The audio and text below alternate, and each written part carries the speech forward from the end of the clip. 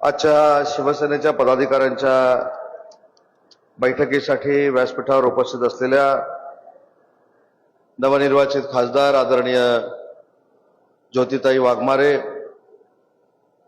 माझ्यासोबत व्यासपीठावर उपस्थित असलेले माजी खासदार आणि शिवसेनेचे सरचिटणीस आदरणीय राहुलजी शेवाळे, आम्हा सर्वांचेच मार्गदर्शक आदरणीय बाबाराजे निंबाळकर, अनिकेतराजे निंबाळकर, विश्वजितराजे निंबाळकर, त्यांचं फक्त तोंडावर स्तुती करत नाही, परंतु संपर्क प्रमुख म्हणून पद मिळाल्यानंतर आज या महाराष्ट्रातल्या सगळ्या संपर्क प्रमुखांमध्ये जे उजवं काम करतायत ते तुमचे संपर्क प्रमुख चंद्रहारजी पाटील, सह्याद्री भैया कदम, चंद्रकांतजी जाधव, विराजजी खराडे, व्यासपीठावरील शिवसेनेचे सर्व पदाधिकारी, महिला आघाडीच्या सर्व पदाधिकारी, युवा सेनेचे सर्व पदाधिकारी, नव्यानं निवडून आलेले सर्व जिल्हा परिषदेचे सदस्य, नव्यानं निवडून आलेले सर्व नगरपालिकांचे सदस्य आणि मोठ्या संख्येनं उपस्थित बंधू आणि भगिनींनो, माननीय शिवसेनेचे मुख्य नेते आदरणीय एकनाथ शिंदे साहेबांच्या आदेशानं मी आणि राहुल शेवाळे साहेब या महाराष्ट्रामध्ये 136 मतदारसंघांचा दौरा करतोय आणि हा दौरा करत असताना आजचा दौरा हा आपले बीएलए किती झालेत, आपले पदाधिकारी किती आहेत, भविष्यामधली शिवसेना आपण कशा पद्धतीने वाढवणार आहोत, भविष्यामध्ये जिल्ह्यातल्या शासकीय समित्यांवर शिवसैनिकांना कसं पाठवणार आहोत, जिल्ह्याच्या नियोजन मंडळाच्या समितीवर आपल्या जिल्ह्यातले कोण जाणार आहेत, या सगळ्याचा आढावा घेऊन आम्ही एकनाथ शिंदे साहेबांना देणार आहोत. पण मला विशेषतः बाबाराजे तुमचा असेल, तुमच्या सर्व कुटुंबियांचा असेल, मनापासून कौतुक केलं पाहिजे, तुम्हाला मनापासून धन्यवाद दिले पाहिजेत,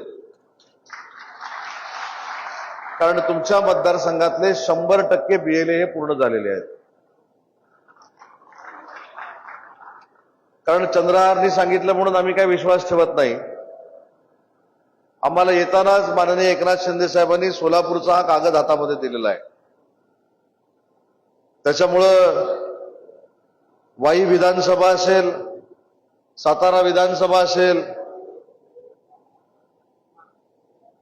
पाटण विधानसभा असेल, कोरेगाव असेल, कराड उत्तर असेल, कराड मध्य असेल, सोलापूरमधले सगळे मतदारसंघ असतील, या मतदारसंघामध्ये नक्की बीएलएचं काम किती झालेलं आहे याचा कागदच माननीय एकनाथ शिंदे साहेबांनी आमच्याकडे दिलेला आहे. आणि म्हणून या मतदारसंघामध्ये येत असताना मी एवढंच सांगतो की रामराजे निंबाळकर साहेबांच्या नेतृत्वाखाली, बाबाराजेंच्या नेतृत्वाखाली या मतदारसंघामध्ये आम्हाला मार्गदर्शन करण्याची काहीच आवश्यकता नाही. एवढा हा सक्षम मतदारसंघ आहे. मी मगाशी सहजपणानं निंबाळकर साहेबांना गाडीत विचारलं की पश्चिम महाराष्ट्रामध्ये आल्यानंतर अनेक पश्चिम महाराष्ट्रातले लोक पुढारी आम्हाला सांगतात की साखर कारखान्यावर चला, साखर कारखान्याच्या गेस्ट हाऊसवर चला, सूतगिरणीच्या गेस्ट हाऊसवर चला. पण मला निंबाळकर साहेबांच्या साक्षीनं सांगावं असं वाटतं की ते आम्हाला एका कंपनीच्या गेस्ट हाऊसवर घेऊन गेले आणि कंपनीच्या गेस्ट हाऊसवर घेऊन गेल्यानंतर माझ्या असं लक्षात आलं की जगामध्ये पोटॅशियम बनवणारी जगातली 3 नंबरची कंपनी जी आहे ती आपल्या परिसरामध्ये कार्यरत आहे. आजपर्यंत महाराष्ट्र साखर कारखानदारांचा महाराष्ट्र म्हणून आम्ही ओळखत होतो, पण जगातला 3 नंबरचा कारखाना निंबाळकर साहेब तुम्ही तुमच्या मतदारसंघामध्ये उभा केला. त्याच्यामुळे उद्योग मंत्री म्हणून मी सांगतो की साखर कारखानदारांचा पश्चिम महाराष्ट्र तर आहेच, परंतु जगाला पोटॅशियम देणारा देखील पश्चिम महाराष्ट्र हा तुमच्या निमित्तानं तयार झाला, हे आमच्या सगळ्यांच्या दृष्टीनं अतिशय महत्वाचं आहे. तिथे गेल्यानंतर माझ्या काय लक्षात आलं, त्यांनी सांगितलं की 500, 600, 1000 लोक तिथं काम करतायत. पण हे सगळं करत असताना अजून त्यांना त्यांची कंपनी वाढवायची आणि अजून देखील त्यांना रोजगार निर्माण करून द्यायचा आहे. मी तिथंच सांगितलं की अशा पद्धतीनं जगातल्या 3ऱ्या नंबरच्या कंपनीला MIDC जर जागा लागणार असेल तर येत्या महिन्याभरामध्ये त्यांना सगळी लागणारी जागा आमच्याकडनं दिली जाईल आणि जास्तीत जास्त बेरोजगारी दूर करण्याचा प्रयत्न आमच्याकडनं केला जाईल. फलटणकरांची अजून एक मागणी होती, अतिरिक्त फलटण MIDC व्हावी अशा पद्धतीची भूमिका विशेषतः रामराजे निंबाळकर साहेब असतील आणि सर्वच निंबाळकर कुटुंबियांनी माझ्याकडे मांडली. त्याच्यानंतर माननीय एकनाथ शिंदे साहेबांचा दौरा झाला.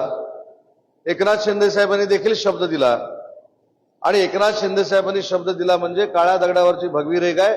पुढच्या काही दिवसात ही तुमची MIDC मंजूर करण्यामध्ये आम्हाला यश येणार आहे. आताच मला सांगण्यात आलं की शेतकऱ्यांच्या काही अडचणी आहेत, पण मी या व्यासपीठावरनं सांगतो की शेतकऱ्यांना नाडून, शेतकऱ्यांवर जबरदस्ती करून कुठेही जमीन संपादित केली जाणार नाही. उलट शेतकऱ्यांना जे पाहिजे ते देऊन आम्ही जमीन संपादित करू आणि येत्या काही दिवसामध्ये तिथे MIDC निर्माण करू. शेवटी अशा गोष्टी केल्यानं देखील शिवसेनेला ताकद मिळणार आहे. असे उद्योग उभे राहिल्यानंतर देखील शिवसेनेच्या पदाधिकाऱ्यांना ताकद मिळणार आहे. पण शिवसेनेच्या पदाधिकाऱ्यांना अजून एक मला विनंती करायची आहे. आज आपण एका लोकसभेचा जर अभ्यास केला आणि प्रामाणिकपणाने लोकसभा मतदारसंघामध्ये BLA जर आपण तयार केले आणि त्या BLA मध्ये महिला असतील, युवा वर्ग असेल याचा जर समावेश झाला तर एका लोकसभा मतदारसंघामध्ये 16,500 पदाधिकारी हे शिवसेनेचे तयार होऊ शकतात आणि 16,500 पदाधिकारी एका लोकसभेमध्ये तयार करणारा हा शिवसेना एकमेव पक्ष ठरेल. यासाठी आपण भविष्यामध्ये काम केलं पाहिजे. आपल्याला आठवत असेल की भारतीय जनता पक्षाचे जे 2 खासदार निवडून आले होते ते अटल बिहारी वाजपेयी साहेबांना एक प्रश्न विचारण्यात आला होता, या 2 खासदारांपासून तुम्ही 200 खासदारांपर्यंत कसं पोहोचणार आहे. तेव्हा अटल बिहारी वाजपेयी साहेबांनी सांगितले की वंदनीय बाळासाहेबांची जी संघटना आहे शिवसेना आणि शिवसेनेचं शाखा प्रमुख हे जे पद आहे आणि शाखा प्रमुख ही जी रचना आहे ही जर आम्ही भाजपामध्ये देशपातळीवर लवकरात लवकर जर करू शकलो तर देशातला सगळ्यात मोठा पक्ष भारतीय जनता पार्टी बनू शकतो, हे अटल बिहारी वाजपेयी साहेबांनी सांगितलं होतं. आपलं सगळं त्यांनी स्वीकारलं. मग आपण कुठं कमी पडतोय हे आपण सगळ्यांनी मिळून बघितलं पाहिजे. अजून एक आठवण करून देतो, शरद पवार साहेबांनी राष्ट्रवादी काँग्रेस पार्टीची स्थापना केली आणि राष्ट्रवादी काँग्रेस पार्टीच्या स्थापनेनंतर शरद पवार साहेबांना एक प्रश्न विचारण्यात आला की काँग्रेसमधून बाहेर पडून राष्ट्रवादी काँग्रेस पार्टीची स्थापना होते, तुम्ही पक्ष कसा वाढवणार आहोत. एका वाक्यात शरद पवार साहेबांनी उत्तर दिलं, ज्या पद्धतीनं शिवसेना शाखेवर जाऊन पक्ष वाढवते, तिथला शाखा प्रमुख सामाजिक काम करून पक्षाला त्रास देतो, ताकद देतो, त्याच पद्धतीनं भविष्यात राष्ट्रवादी काँग्रेस पार्टी ज्या पद्धतीनं शाखा प्रमुखांचं जाळं विणते त्याच पद्धतीनं राष्ट्रवादी काँग्रेस पार्टी आता शाखाचं जाळं विणणार आहे आणि त्याच्यातनं राष्ट्रवादी काँग्रेस पार्टी उभी करणार आहे. या 2 गोष्टी सांगण्याचा मतितार्थ फक्त एवढाच आहे, आपल्या शिवसेनेकडनं अनेक पक्ष शिकले, मोठे झाले, सत्तेमध्ये आले, मग आपलं काय चुकतंय हे आपण आत्मचिंतन आणि आत्मपरीक्षण करण्याची गरज आहे. आज काही मतदारसंघामध्ये 74% BLA झालेत, काही मतदारसंघामध्ये 78% BLA झालेत, ज्या मतदारसंघामध्ये 100%, 99%, 98% BLA झालेत त्यांचं मनापासून शिवसेनेच्या वतीनं मी अभिनंदन करतो आणि त्यांच्या भविष्याच्या वाटचालीला देखील मनापासून शुभेच्छा देतो. पण शेवटी हा जो प्रवास आहे पक्षाचा, हा आपल्याला जर मोठ्या ताकदीनं पुढे न्यायचा असेल तर जो आपला BLA आहे हा 100% सक्षम असला पाहिजे. मग याला सक्षम करण्यासाठी माननीय एकनाथ शिंदे साहेब काय करणार आहेत हे देखील सगळ्या BLAना माहिती असलं पाहिजे. तसं BLA म्हणजे आपला बूथ प्रमुख आणि जो बूथ प्रमुख आहे हा शिवसेना पक्षाचा कणा आहे. मी आज एवढंच सुतोवाच करतो की जे आपले 2.25 लाख BLA महाराष्ट्रामध्ये येतील त्यांना आणि त्यांच्या कुटुंबाला संरक्षण देण्याचं काम माननीय एकनाथ शिंदे साहेब भविष्याच्या कालावधीमध्ये करणार आहेत. आणि असं करणारं देशातलं एक नंबरचं नेतृत्व म्हणजे एकनाथ शिंदे साहेब ठरणार आहेत. एवढ्या ग्रासरूटला जाऊन, एवढ्या बूथ प्रमुखापर्यंत जाऊन त्याची काळजी घेणारं नेतृत्व हे देशात जर कुठचं असेल तर ते माननीय एकनाथ शिंदे साहेबांचं आहे. आणि यासाठी आपल्या बूथ प्रमुखांची जबाबदारी आहे की जर माननीय एकनाथ शिंदे 24 तासापैकी 18 तास 20 तास काम करतायत तर त्यांच्या पक्षाच्या बूथ प्रमुखांनी दिवसातनं 2 तास केलं तरी चालेल.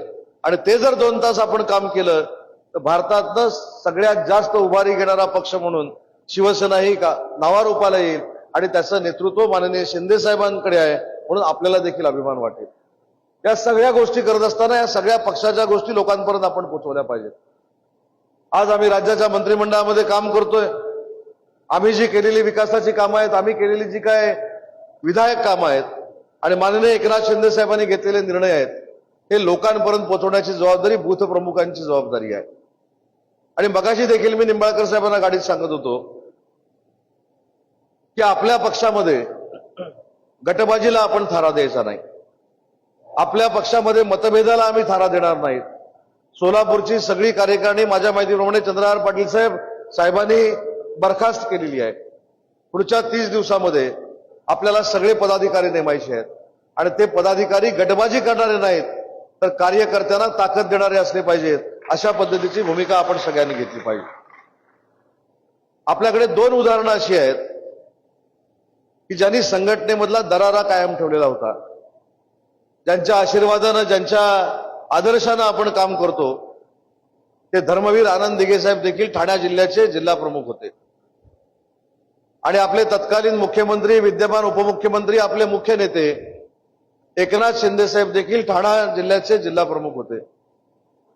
जिल्हा प्रमुखांचा दरारा काय असला पाहिजे हे शिवसेनेमध्ये आनंद दिघे साहेबांनी आणि एकनाथ शिंदे साहेबांनी दाखवून दिलेलं आहे.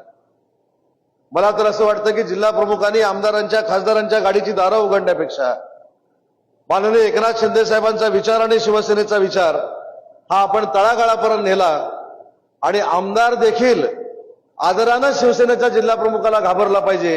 एवढी जर जिल्हा प्रमुखानं ताकद निर्माण केली तर कुठचाही माईचालाल या महाराष्ट्रामध्ये शिवसेनेला पराभूत करू शकत नाही. एवढी ताकद आपल्या सगळ्यांमध्ये आहे. पण जसं जिल्हा प्रमुखांना मान मिळाला पाहिजे तसा जिल्हा प्रमुखांनी बूथ प्रमुखांना पण मान दिला पाहिजे. कारण तुमचा जिल्हा प्रमुख म्हणून जो काय डोलारा उभा राहणार आहे त्या सगळ्या बूथ प्रमुखांच्या, शाखा प्रमुखांच्या ताकदीवर उभा राहणार आहे. त्याच्यामुळे गट प्रमुख असतील, बूथ प्रमुख असतील, शाखा प्रमुख असतील, यांचा देखील मान सन्मान हा 100% शिवसेना पक्षाच्या सगळ्याच पदाधिकाऱ्यांनी केला पाहिजे. आणि आता जर आम्ही निर्णय घेतलाय पक्ष म्हणून की आता ह्याचा डावा आहे त्याचा उजवा आहे म्हणून पक्षामध्ये पद मिळणार नाही.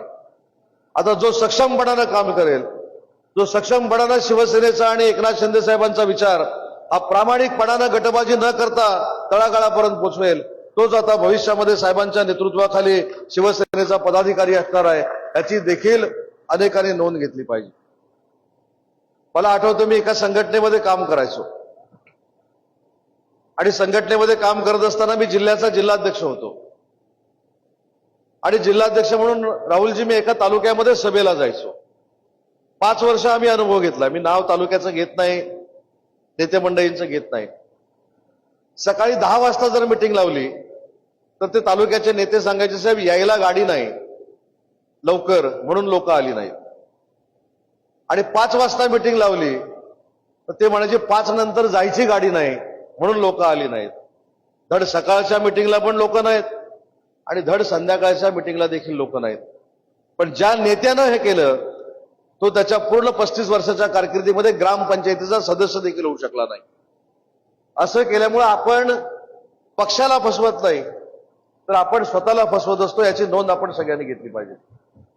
आता मी आणि राहुल शेवाळे साहेब येताना गाडीमध्ये चर्चा करत होतो की आता पदाधिकाऱ्यांची यादी साहेबांकडे कशी पाठवायची. तर मी म्हटलं आज बैठकीमध्ये जो सगळ्यात मोठा हार मला घालेल आणि तुम्हाला घालेल त्याचं नाव आपण पाठवून देऊ. तर ते म्हणले असं अजिबात चालणार नाही. जो मोठा हार घालेल तो शेवटच्या नंबरला, पण जो खाली बसलेला असेल पण साहेबांचं काम प्रामाणिकपणानं करत असेल त्याला उचलून आता व्यासपीठावर बसवण्याची भूमिका शिवसेना म्हणून आम्ही सगळे घेणार आहोत. ही राष्ट्रीय सरचिटणीसांची देखील भूमिका आहे. त्याच्यामुळे माझ्या मनोगतातनं अनेक पदाधिकाऱ्यांना कळलं असेल की सारखं आता मुंबईला येऊन उपयोगाचं नाही. मुंबईला यायची गरज काय? मुंबईला येऊन सोलापूर जिल्ह्याचा जिल्हा प्रमुख, सातारा जिल्ह्याचा जिल्हा प्रमुख, माझ्या रत्नागिरी जिल्ह्याचा जिल्हा प्रमुख हा मुंबईमध्ये येऊन रत्नागिरीमध्ये कशी काय संघटना वाढू शकतो? तर मी एका जिल्हा प्रमुखाला मी मध्यंतरी विचारलं मंगळवारचं, अरे बाबा तू का मुंबईमध्ये आलाय? ते म्हणलं साहेब कॅबिनेट आहे. मला कळायलाच तयार नाही, कॅबिनेटला जिल्हा प्रमुख बसायला लागले की कॅबिनेट मंत्री बसायला लागले. पण साहेबांनी हा देखील निरोप दिलेला आहे, ठीक आहे कॅबिनेटच्या दिवशी तुम्ही आला, तुमची कामं करून घेतली मतदारसंघातली, याच्याबद्दल कोणाचंच दुमत असण्याचं काही कारण नाही. पण सोमवारपासून शनिवारपर्यंत ठाण मांडून मुंबईमध्ये बसायचं आणि तिथं मंत्रालयामध्ये जाण्यापुरता जिल्हा प्रमुख पदाचा वापर करायचा, हे आता साहेब शिवसेनेमध्ये होऊ देणार नाहीत. हा साहेबांचा संदेश घेऊन आज आम्ही सोलापूरमध्ये आलेलो आहोत. त्याच्यामुळं असं जर कोण करणारे पदाधिकारी असतील तर त्यांनी वेळीच सुधारावं, ही माझी हात जोडून त्यांना विनंती आहे. आणि या मंडळींचा आता वापर करून घेतला पाहिजे आपण. निंबाळकर साहेब, तुमच्यासारख्या सगळ्या मंडळींचा आम्ही पक्षासाठी वापर करून घेतला पाहिजे. कारण या मतदारसंघामध्ये रेडीमेड पक्ष आमचा वाढलेला आम्हाला मिळालेला आहे. तुम्ही यायच्या अगोदर आमची संघटना काय होती हे देखील आम्हाला माहिती आहे. संघटना नव्हती अशातला भाग नाही, संघटना होती. पण तुमच्या येण्यानं, तुमच्या साहेबांवरच्या प्रेमामुळं आणि शिवसेनेत आल्यामुळं आज 100% भविष्यातला इथला आमदार हा शिवसेनेचा होईल अशा पद्धतीची खात्री आम्हाला सगळ्यांना आहे.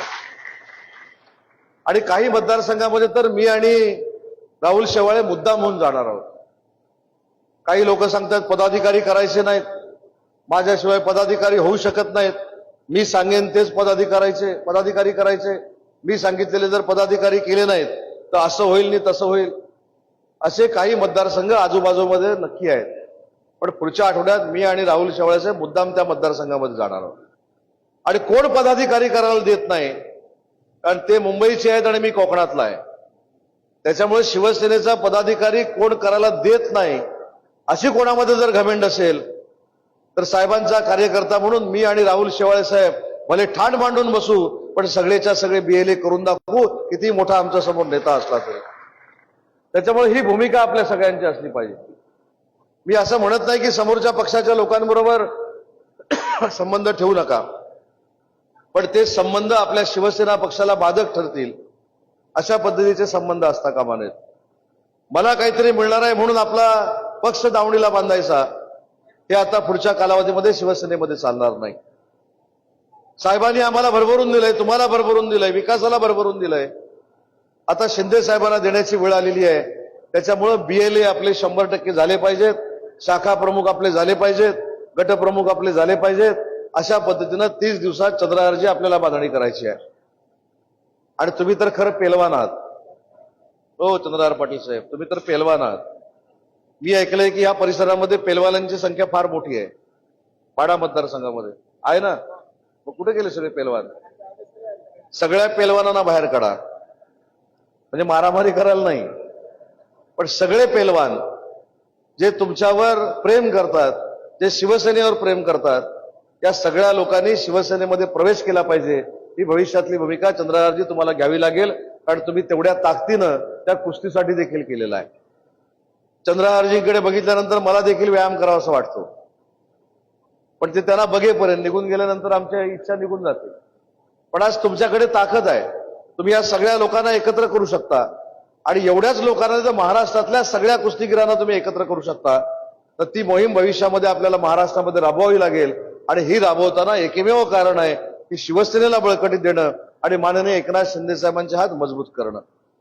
जास्त वेळ मी काय तुमचा घेत नाही. अनेक मतदारसंघामध्ये BLAचं अतिशय चांगलं काम झालेलं आहे. पदाधिकाऱ्यांच्या नेमणुका झालेल्या आहेत. आता त्या पदाधिकाऱ्यांच्या नेमणुका कायम ठेवायच्या की त्याच्यामध्ये काही बदल करायचे, हे तालुका स्तरावर बसून आम्ही सगळं ठरवणार आहोत. पण माझी आपल्याला विनंती एवढीच आहे की भविष्यामध्ये जे कोण पदाधिकारी होतील, जे कोण, त्यांनी आजच संकल्प करा की मी पक्षाला 2 तास देणार आहे. मी माननीय एकनाथ शिंदे साहेबांना 2 तास देणार आहे. जर माननीय एकनाथ शिंदे साहेब आपल्यासाठी 20-20 तास देत आहेत, आपल्यासाठी श्रम करतायत,